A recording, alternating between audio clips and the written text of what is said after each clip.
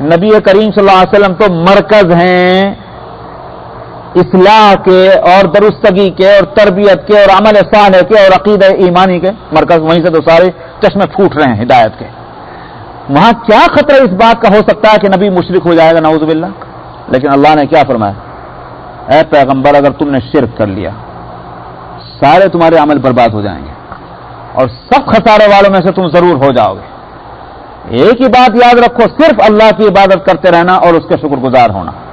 یہ نبی کو خطاب ہے. اس کا مطلب کیا ہوا؟ بتانا یہ ہے کہ ہم نبی کو جب یہ بات کہہ رہے ہیں تو دوسرے کی ہم رعایت نہیں کر سکتے. خطاب نبی کو ہے مگر سنانا سب کو ہے کہ ہمارا قانون یہ ہے، اس قانون کے آگے نہ نبی کی ہم رعایت کر سکتے ہیں نہ غیر نبی کی. اور یہی وجہ ہے کہ قیامت میں جو نفسی نفسی کی پکار ہوگی وہ گنہگاروں کے منہ سے نہیں نکلے گا، وہ تو انبیاء کے منہ سے بھی نکلتا ہوا ہوگا.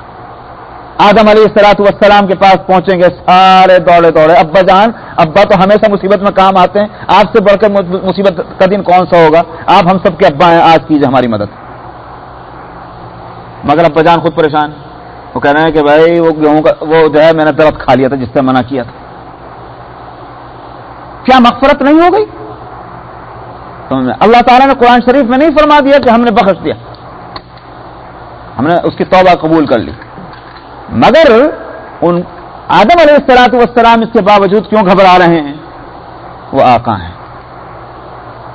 تھا میں نبی تھا، ہوں نبی بے شک، مگر اس کے یہاں ایک قانون ہے، لہذا خدا جانے وہ اس وقت کون سا قانون مجھ پہ نافذ کر دیں.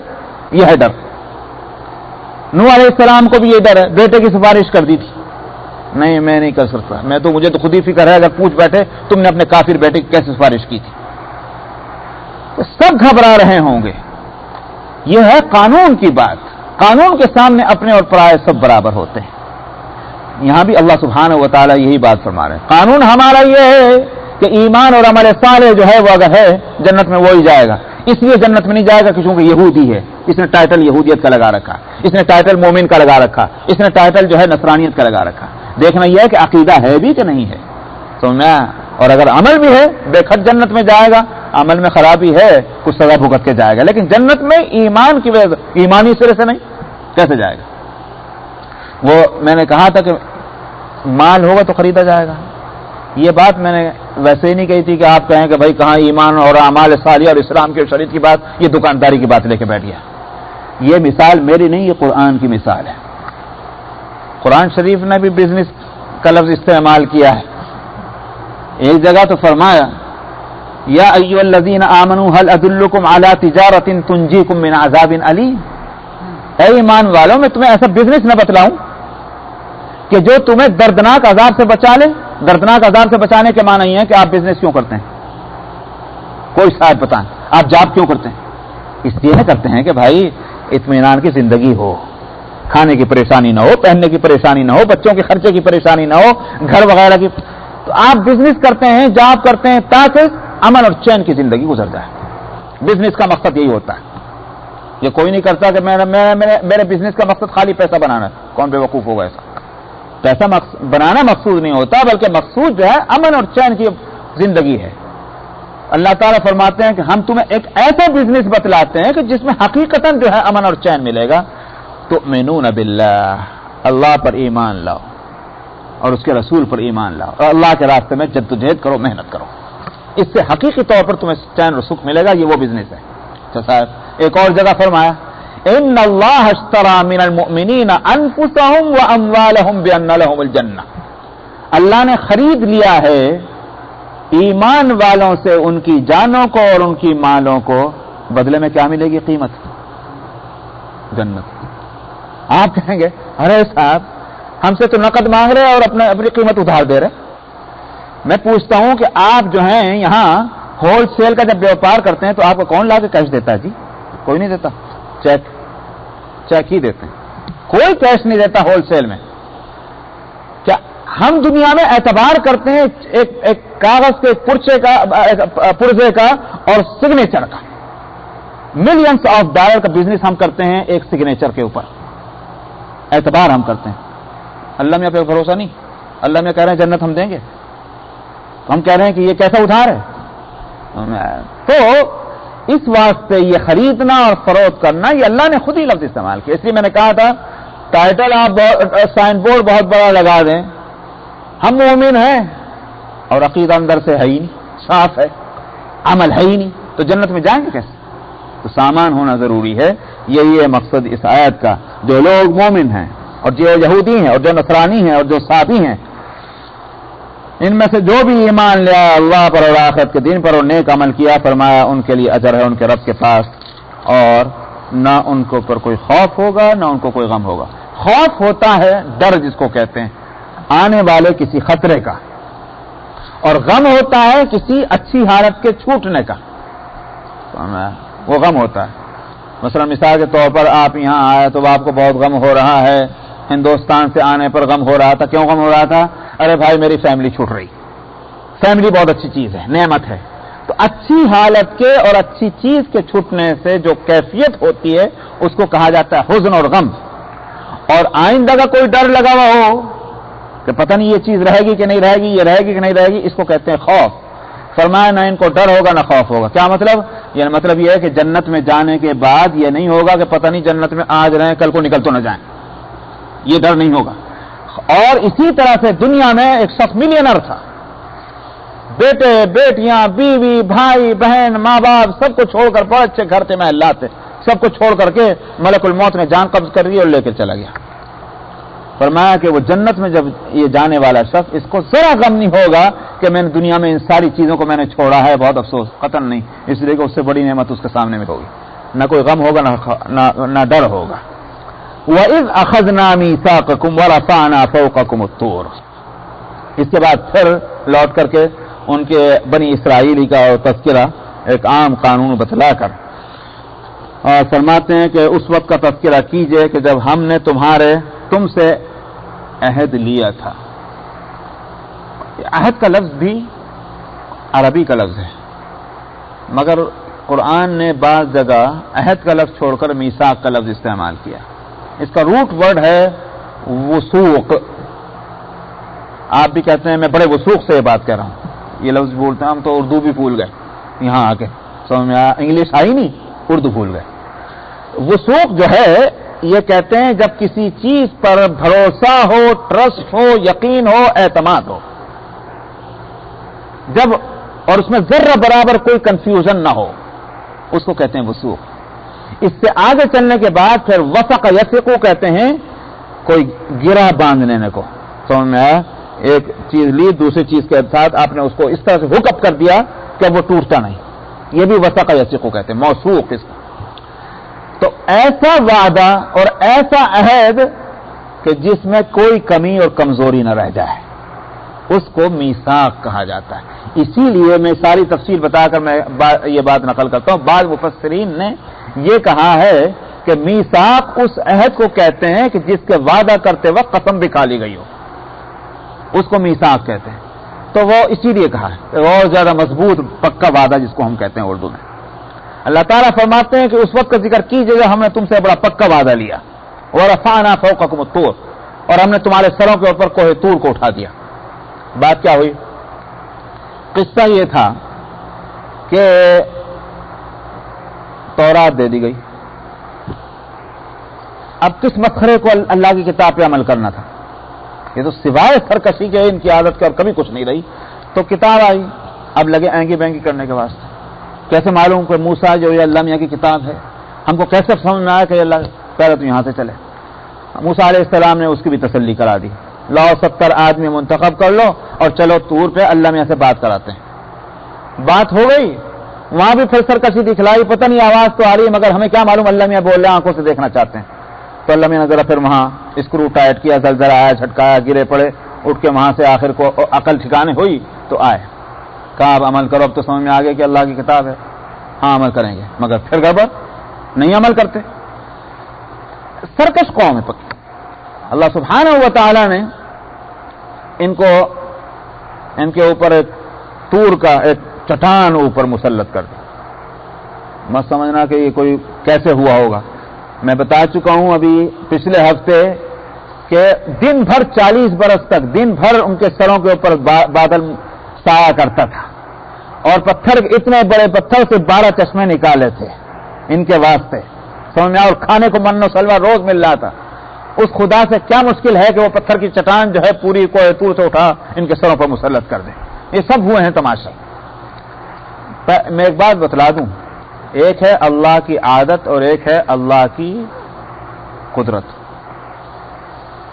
اللہ نے کی عادت تو یہ نہیں ہے کہ صاحب وہ پتھر کی چٹانیں جو ہے پہاڑوں کی اڑی پھر رہی ہیں اور جو ہے بادل جو ہے وہ ہمارے ساتھ ساتھ چل رہا ہے، یہ اللہ کی عادت نہیں ہے۔ مگر ہم اللہ کی عادتوں کو دیکھ کر کے یہ سمجھیں کہ قدرت بھی بس یہی ہے، یہ غلط ہوگا۔ اللہ کی قدرت میں ہر چیز ہے۔ ان اللہ علی کل شیء قدیر، قرآن شریف میں دونوں چیزیں بتائی گئی۔ ولن تجد لسنت اللہ تبدیلا، سنت کے معنی ہے عادت کے، تو اللہ کی ایک عادت ہے اور ایک اللہ کی قدرت ہے۔ تو عادت تو وہ ہے جس کو ہم رات دن دیکھ رہے ہیں، یہ تو ہے عادت، لیکن قدرت میں اللہ کی سب چیز ہے، تو وہاں قدرت کا مظاہرہ ہو رہا تھا۔ بھلے عادت تو یہ ہے، اگر آپ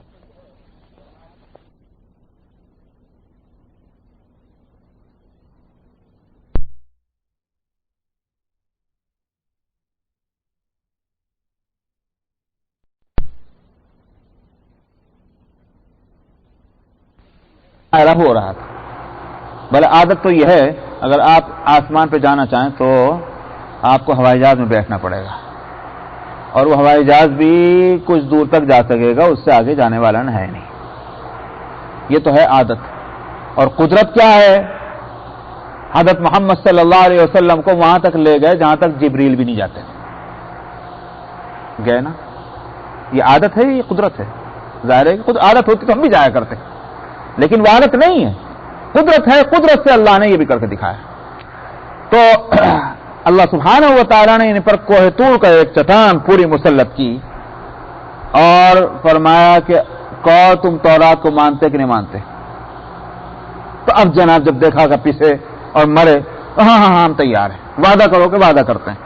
خذوا ما آتیناکم بقوہ، تو جو تم کو دیا ہے اس کو پوری مضبوطی کے ساتھ لے لو، یعنی مطلب یہ ہے کہ اب اس کے بعد اینگی بینگی مت کرنا اور اس پورے تورات پر عمل کرنا ہے۔ وَاذْكُرُوا مَا فِيهِ لَعَلَّكُمْ تَتَّقُونَ، اور جو کچھ اس میں احکام اور مسائل بتلائے گئے ان کو یاد رکھنا، اس سے تم متقی بن جاؤ گے۔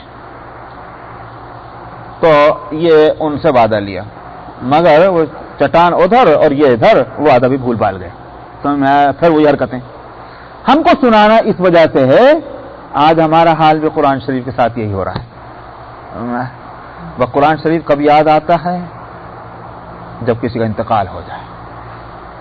بھائی اب تو قرآن کو ہاتھ لگانا ہی پڑے گا، ورنہ لوگ کیا کہیں گے، اب بھی نہیں قرآن پوچھتے میاں، اس وقت یاد آتا، بس اس سے یاد ہوں۔ اور اس میں بھی میں کہہ رہا ہوں صرف اتنا ہے، پھر بھی عادت نہیں نا قرآن کو ہاتھ لگانے کی، اس بات سے اس وقت بھی وہ دیکھ لیتے ہیں کچھ لوگ پڑھیں، کہنے کا بس سب لوگ پڑھیں، ہماری طرف سے بھی کافی ہے، کیا ضروری کہ ہم بھی ہاتھ لگائیں۔ یہ ہو گئی ہماری حالت۔ اسی لیے قرآن شریف میں فرمایا گیا کہ جب نبی قیامت کے دن یہ کہیں گے، یہ بولو اے خداوندہ میری امت نے، میری قوم نے قرآن کو چھوڑ دیا، هذا القرآن مہجورا، مہجور ہجر سے قرآن کو انہوں نے چھوڑ دیا تھا۔ جب نبی پکاریں گے اس بات کے لیے اور شکوہ کریں گے، یہ بتائیے وہ شکوہ کہاں جا کے پہنچے گا؟ سمجھ میں آیا؟ وہ شکایت کیا رنگ دکھلائے گی نبی کی وہ شکایت؟ تو ہماری حالت یہی ہے، ہمیں ہر چیز یاد ہے، قرآن شریف یاد نہیں رہتا۔ ہر چیز کو ہاتھ لگانے کو وقت ملتا ہے، کہنے کے ساتھ بہت بزی ہیں، بالکل فرصت نہیں ملتی۔ ارے بھائی اگر پوچھو کہ جناب والا آج وائٹ ہاؤس، جی بہت اچھا، میں بہنوں میں سب زیادہ پیار۔ باللہ من الشیطان الرجیم، بسم اللہ الرحمن الرحیم۔ وَإِذْ أَخَذْنَا مِيثَاقَكُمْ وَرَفَعْنَا فَوْقَكُمُ الطُّورَ خُذُوا مَا آتَيْنَاكُمْ بِقُوَّةٍ وَاذْكُرُوا مَا فِيهِ لَعَلَّكُمْ تَتَّقُونَ ثُمَّ تَوَلَّيْتُمْ مِنْ بَعْدِ ذَلِكَ فلولا فضل الله عليكم ورحمته لكنتم من الخاسرين وَلَقَدْ عَلِمْتُمُ الَّذِينَ اعْتَدَوْا مِنكُمْ فِي السَّبْتِ فَقُلْنَا لَهُمْ كُونُوا قِرَدَةً خَاسِئِينَ فَجَعَلْنَاهَا نَكَالًا لِمَا بَيْنَ يَدَيْهَا وَمَا خَلْفَهَا وَمَوْعِظَةً لِلْمُتَّقِينَ وَإِذْ قَالَ مُوسَى لِقَوْمِهِ إِنَّ اللَّهَ يَأْمُرُكُمْ أَن تَذْبَحُوا بَقَرَةً قَالُوا أَتَتَّخِذُنَا هُزُوًا قَالَ أَعُوذُ بِاللَّهِ أَنْ أَكُونَ مِنَ الْجَاهِلِينَ قالوا ادع لنا ربك يبين لنا ما هي قال إنه يقول إنها بقرة لا فارض ولا بكر عوان بين ذلك فافعلوا ما تؤمرون قالوا ادع لنا ربك يبين لنا ما لونها قال إنه يقول إنها بقرة صفراء فاقع لونها تسر الناظرين قالوا ادع لنا ربك يبين لنا ما هي إن البقرة شابه علينا وإنا إن شاء الله لمهتدون قال إنه يقول إنها بقرة لا ذلول تثير الأرض ولا تسقي الحرث مسلمة لا شية فيها قالوا الآن جئت بالحق فذبحوها وما كادوا يفعلون وإذ قتلتم نفسا فادارأتم فيها والله مخرج ما كنتم تكتمون فقلنا اضربوه ببعضها كذلك يحيي الله الموتى ويريكم آياته لعلكم تعقلون. ہم نے نصیحت فرمایا اس وقت کا تذکرہ اس وقت کو یاد کیجئے کہ جب ہم نے تم سے پکا وعدہ لیا تھا اور ہم نے تمہارے سروں پر طور کو اٹھایا تھا، طور کی ایک چٹان، خذوا ما آتیناکم بقوہ، جو ہم نے تم کو دیا ہے یعنی جو کتاب ہم نے دی ہے اس کو مضبوطی کے ساتھ لو اور اس میں جو کچھ مسائل اور احکام ہیں ان کو یاد کرو، اس سے امید ہے کہ تم متقی بن جاؤ گے. میں نے ترجمہ کیا تھا اور میں نے واقعہ بھی بتا دیا تھا کہ جب تورات اتری تو تورات کے دیے جانے کے بعد پہلا تو صبح انہوں نے یہ بنی اسرائیل نے کیا کہ ہم کو کیسے معلوم ہو کہ یہ اللہ کی کتاب ہے اور تاکہ ہم اس پر عمل کریں، جب تک ہمیں یقین نہ ہو تو ہم کیسے عمل کریں گے. موسیٰ علیہ السلام نے کہا کہ بھئی کیسے تم کو یقین حاصل ہوگا کہ ہم اللہ کی بات کو خود سے سننا چاہتے ہیں. اللہ میاں خود فرمائے ہم سے کہ یہ کتاب میری ہے. موسیٰ قومہ 70 رجلا لمیقاتنا، 70 آدمیوں کا انتخاب ہوا اور وہ 70 آدمی موسیٰ علیہ السلام کے ساتھ چلے کوہ طور پہ اللہ میاں سے پوچھنے کے واسطے اور اس کی بات سننے کے لیے. یہ تورات جو ہے یہ اللہ کی کتاب ہے. اللہ میاں نے فرما دیا جو بھی فرمایا. تو پھر یہ ہوا کہ یہ ہمیں نہیں سمجھ میں آ رہا ہے یہ کون بول رہا ہے، ہم تو اپنی آنکھوں سے دیکھنا چاہتے ہیں. اللہ کو اپنی آنکھوں سے نہیں دیکھ سکتے دنیا میں. تو فاخذتهم الرجفہ، تو پھر ان کو ایک زلزلہ جھٹکا آیا اور اس پہ سب گر پڑے اور یہاں تک کہ سب کی جان نکل گئی. تو موسیٰ علیہ السلام نے دعا کی, خداوندہ آپ تو قادر ہیں, غفور الرحیم ہیں, آپ نے ان سب کو مار دیا, میں کیا منہ دکھلاؤں گا جا کر لوگوں کو کہ 70 آدمیوں کو لے گیا تھا اور سب کو وہاں سب کی جان نکال دی, تو میرے لیے تو بڑی مشکل کھڑی ہو جائے گی. اس واسطے آپ ان بیوقوف لوگ جو ہیں ان کی بیوقوفی کی وجہ سے سب کو سزا نہ دیجیے. تو اللہ میاں نے پھر ان کو اٹھا دیا, وہ زندہ کھڑے ہو گئے. اب وہاں سے آنے کے بعد بھی جو اتنا بڑا جھٹکا کھا چکے ہوں تب تو سیدھے ہو جاتے, جا کر پھر بھی یوں کہا اللہ میاں کی بات ہم نے سن لی ہے, اللہ میں نے فرمایا کہ بے شک میری کتاب ہے, مگر یہ فرمایا اگر تم سے ہو سکے تو اس پر عمل کر لینا. تو بقول والد صاحب کے والد صاحب نے تفسیر میں اچھا ایک عنوان لگایا ہے کہ اونگتے کو ٹھیل کافی, وہ آدمی اونگ رہا ہو تو ذرا ٹھیل دیجیے تو ہم سے گر پڑے گا. ان کو تو سہارا مل گیا کہ صاحب یہ ہم سے نہیں عمل ہوتا اس پہ. اب جب ساری باتیں پوری ہو گئی, تمہارے مطالبے پورے ہو گئے, اب بھی تم یہ کہتے ہو ہم سے عمل نہیں ہوتا. اللہ نے اس پر طور پہاڑ کی چٹان ان کے سروں پر مسلط کی اور وعدہ لیا کہ اب تم عمل کرو گے. اس بات کا یہاں تذکرہ ہے. یہاں ایک شبہ ہوتا ہے, میں اس کو دور کر دوں, اور شبہ یہ ہوتا ہے کہ دین پر عمل کرنے میں یہ تو زور زبردستی ہو گئی, حالانکہ دین پر عمل کرنے میں اختیار رہنا چاہیے. زبردستی کسی سے دین پر عمل کرایا تو پھر وہ اختیار کے خلاف ہے, اور اللہ نے انسان کو اختیار دیا ہے کہ بالکل تم کو آزادی ہے, تم چاہے مسجد میں جاؤ چاہے شراب خانے میں جاؤ.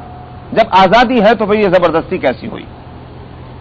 تو ایک بات یہ ہے کہ اس کی اور پھر یہ قرآن شریف میں بھی موجود ہے, لا اکراہ فی الدین, دین کے معاملے میں اکراہ اور زبردستی نہیں ہے. جو جس کا دل چاہے وہ کر لو, ہاں قیامت میں اس کو دیکھ لیں گے, لیکن دنیا میں زبردستی نہیں. تو پھر لا اکراہ فی الدین بھی فرمایا گیا, اور یہاں بنی اسرائیل کے ساتھ یہ معاملہ کیا گیا کہ کوہ طور کی چٹان جو ہے ان کے سروں پر مسلط کر دی, مانو اس کو. ان دونوں میں ایک ٹکراؤ ہے.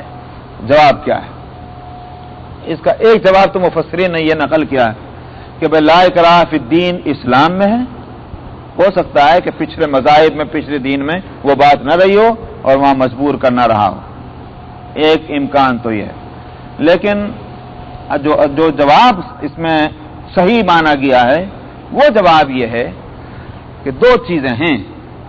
ایک تو ہے دین کے واسطے اکراہ کرنا, یعنی اس دین کو تم تسلیم کر لو, اس کو حق مان لو, یہ زور زبردستی سے نہیں ہوگی. لیکن ایک شخص کہتا ہے کہ میں نے اس دین کو مان لیا ہے, اب وہ دین کو مان لینے کے بعد اگر وہ عمل نہیں کرتا اس پر زبردستی ہوگی. اس کی ایک مثال ہے. اس کی مثال یہ ہے, گورنمنٹ کو مثال کے طور پر کچھ جاب اناؤنس کرتی ہے کہ صاحب اتنے ہمارے پاس ہیئرنگ ہیں, آپ کو اختیار ہے, آپ چاہے اپنے کو ہائر کرائیں اور چاہے نہ کرائیں, زبردستی نہیں کرے گی گورنمنٹ. لیکن جب آپ نے وہاں اپلیکیشن دے دی اور کہا کہ میں یہ جاب لیتا ہوں, اب وہاں آپ منمانی کریں, اس کا اختیار نہیں ہوگا. آپ کو پھر وہاں جاب کے جو قواعد ہیں, جو ضوابط ہیں اس ڈپارٹمنٹ کے, وہ آپ کو پورے کرنے پڑیں گے. نہیں کریں گے تو سزا ملے گی. تو جاب کے لینے پر سختی نہیں ہے, لیکن جب جاب لے لی تو اب سارے قوانین چلیں گے, نافذ ہوں گے. تو دنیا میں بھی اسی طرح چلتا ہے, اور عقل بھی اس کو تسلیم کرتی ہے. یہی بات ہے کہ کسی کافر کو مومن بنانے کے واسطے آپ کو مجبور نہیں کرنا ہوگا. اسلام پیش کیجئے, دلیل سے پیش کیجئے, سمجھ میں آئے وہ قبول کر لیں, نہیں سمجھ میں آئے تو آپ اپنا رستہ لیں, وہ اپنا رستہ لیں. لیکن اگر کوئی شخص یوں کہے کہ میں اسلام لے آیا ہوں, میں ایمان لے آیا ہوں اور میں مسلمان ہوں, اب اگر نماز نہیں پڑھے گا سزا دی جائے گی, روزہ نہیں رکھے گا سزا دی جائے گی, چوری کرے گا ہاتھ کاٹے جائیں گے, سارے احکام اس وقت نافذ ہوں گے, اس لیے کہ اس شخص نے یہ اعلان کر دیا کہ میں مسلمان ہوں. وہی بات ہے یہاں. تو بنی اسرائیل نے جب یہ کہا کہ ہم ایمان لے آئے ہیں موسیٰ علیہ السلام کی نبوت پر اور اللہ کی وحدانیت پر, تو پھر جب ان کو کہا جا رہا ہے کہ تورات کے احکام پہ عمل کرو, کیوں نہیں کرتے؟ تب تو ان کو سزا ملنی ہی چاہیے.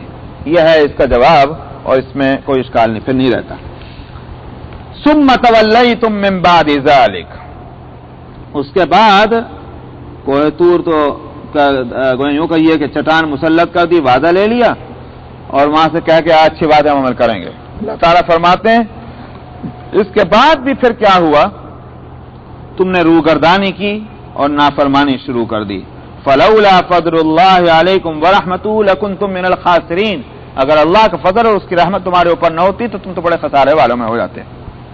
مفسرین یہ کہتے ہیں اللہ کے فضل سے مراد کیا ہے؟ اللہ کا فضل نہ ہوتا اور اس کی رحمت نہ ہوتی تو تم خسارے والوں میں سے ہوتے. وہ کیا فضل ہوا ہے کہ جس کی وجہ سے یہ خسارے سے بچ گیا؟ اور خسارے سے مطلب کیا ہے؟ مفسرین کا کہنا یہ ہے کہ خسارے سے مطلب ہے عذاب میں مبتلا ہونا، اور اللہ کے فضل سے مراد ہے نبی کریم صلی اللہ علیہ وسلم کی بعثت. یعنی تم نے اس کے بعد پھر روگردانی کی. کیا مطلب؟ اس کے بعد جو اور حضرت موسیٰ علیہ السلام کے بعد جو اور انبیاء آئے بنی اسرائیل ان پر ایمان نہیں لائے. مثلا عیسیٰ علیہ السلام تشریف لائے تو یہودی ان پر ایمان نہیں لائے. نبی کریم صلی اللہ علیہ وسلم تشریف لائے، یہودی ان پر ایمان نہیں لائے.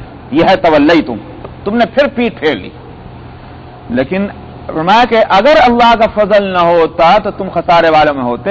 یعنی عیسیٰ علیہ السلام پر ایمان نہ لانا، محمد صلی اللہ علیہ وسلم پر ایمان نہ لانا، یہ اس بات کا تقاضا کرتا تھا کہ تم پر عذاب آ جائے. مگر نبی کریم صلی اللہ علیہ وسلم کی جو شان ہے، شان گویا یوں کہیے کہ آپ رحیم ہیں اور آپ کریم ہیں، تو اس لیے اللہ سبحانہ و تعالیٰ نے آپ کی برکت سے یہودیوں پر بھی عذاب نہیں اتارا. یہ ہے مفسرین کا کہنا. جس طرح سے عالمی عذاب نبی کریم صلی اللہ علیہ وسلم کے دنیا میں تشریف لانے کے بعد ایسا عذاب کہ ساری دنیا کے انسان جو ہیں وہ عذاب میں مبتلا ہو جائیں، یہ نہیں آئے گا. جبکہ ساری امت محمد صلی اللہ علیہ وسلم کی، یہ سارے دنیا کے انسان محمد صلی اللہ علیہ وسلم کی امت ہیں. سمجھ میں آئی نہیں بات؟ خالی مسلمان کو پیغمبر صلی اللہ علیہ وسلم کی امت نہ کہیے، ساری دنیا کے انسان نبی کریم صلی اللہ علیہ وسلم کی امت ہیں. اس لیے کہ نبی جن لوگوں کی طرف نبی بنا کر بھیجا جاتا ہے وہ سارے لوگ اس کی امت کہلاتے ہیں. موسیٰ علیہ السلام کی امت کون تھے؟ سارے بنی اسرائیل. عیسیٰ علیہ السلام کی امت کون تھے؟ سارے بنی اسرائیل. کیوں؟ اس لیے کہ موسیٰ اور عیسیٰ علیہ السلام بنی اسرائیل کی طرف بھیجے گئے تھے. جنہوں نے مانا وہ بھی اور جنہوں نے نہیں مانا وہ بھی. اسی طرح سے محمد صلی اللہ علیہ وسلم کی نبوت عالمی ہے، دنیا کے ایک کونے سے دوسرے کونے تک. تو ساری دنیا کے انسان نبی کریم صلی اللہ علیہ وسلم کی امت ہیں. ہاں، امت میں دو قسم کے لوگ ہیں. جنہوں نے مان لیا ان کو کہا جاتا ہے امت اجابت، یعنی انہوں نے قبول کر لیا. اور جنہوں نے نہیں مانا ان کو کہا جاتا ہے امت دعوت. کیا مطلب؟ ان کو دعوت دی جاتی رہے گی، انہوں نے اب تک نہیں مانا ہے، لیکن امت سب ہے. تو نبی کی امت جب نبی کی دعوت کو ٹھکرا دے تو پچھلی امتوں پر کیا ہوا؟ عذاب آیا کہ نہیں آیا؟ تو وہ اللہ کی جو عادت تھی اور جو طریقہ تھا اس کا تقاضا تو یہ تھا کہ اگر یہ اس نبی کریم صلی اللہ علیہ وسلم کی امت کے لوگ آپ کی دعوت کو رد کر دیں اور نہ مانیں تو عذاب آنا چاہیے. لیکن اللہ سبحانہ و تعالیٰ نے نبی کریم صلی اللہ علیہ وسلم کی جو شان تھی اس کی رعایت فرماتے ہوئے دنیا پر پورا عذاب لانا اس کو ملتوی کر دیا، اور وہ عذاب نہیں آیا. جیسے نوح علیہ السلام کے زمانے میں عذاب آیا تھا وہ عذاب